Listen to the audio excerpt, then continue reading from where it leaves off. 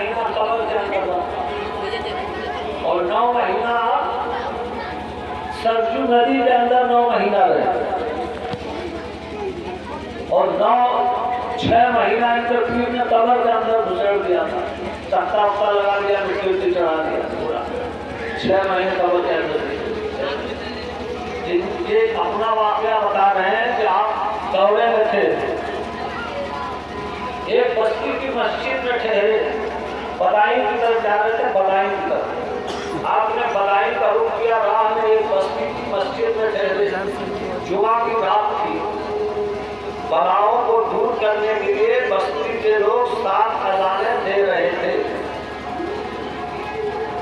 जुमा का दिन था, उस मस्जिद में जब ठहरे तो लोग बलाओं को दूर करने के लिए उस मस्जिद में 7 अज़ानें दे रहे थे ताकि बला दूर रहे, बला ना आए। बस्ती के लोग 7 अज़ानें दे रहे थे और लोगों ने आपसे भी अज़ानों के लिए कहा। आपने जवाब दिया, मेरी नियत महज इस गर्ज के लिए तकरार अज़ान की इजाजत नहीं देती। मेरी नियत इस गर्ज से कि बला को टालने के लिए मैं 7 अज़ान दूं, ये मेरी नियत गवारा नहीं करती। आपने जवाब दिया, मेरी नियत महज इस गर्ज के लिए तकरार अज़ान की इजाजत नहीं देती। लोगों ने सवाल किया, क्यों? तो फरमाया, जो बंदा अपनी भलाई के लिए इबादत करता है, जो बंदा अपनी भलाई के लिए इबादत करता है और बलाओं से दूरी चाहता है, वो दर हकीकत अपनी भलाई का बंदा है, खुदा का बंदा नहीं।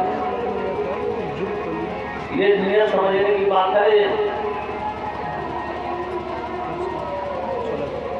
मेरी नियत महज इस दर्ज के लिए तकरार अज़ान की इजाजत नहीं देती। लोगों ने सवाल किया, क्यों?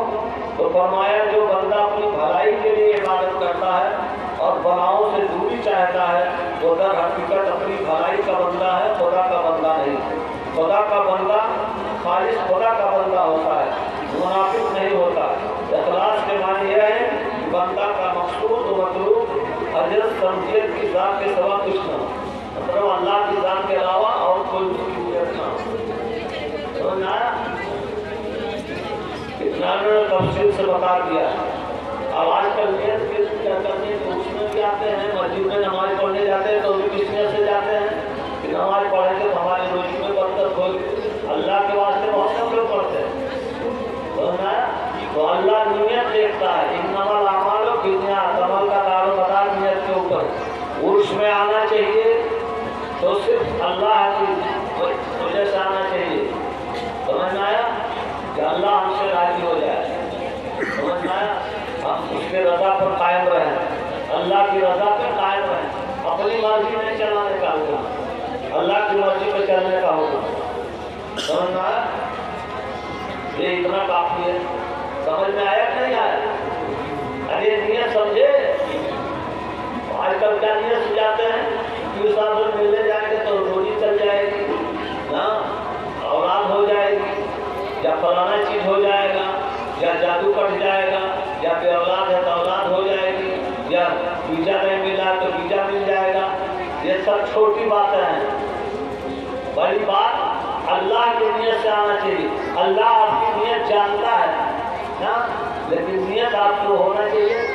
बड़ी नियत करोगे तो छोटी मुश्किल में आ जाएगी। ये दुनिया जिस कदर है सब उसी की बात वाली है। हुआ जब बाग वहाँ अपना तो है सारा जहां।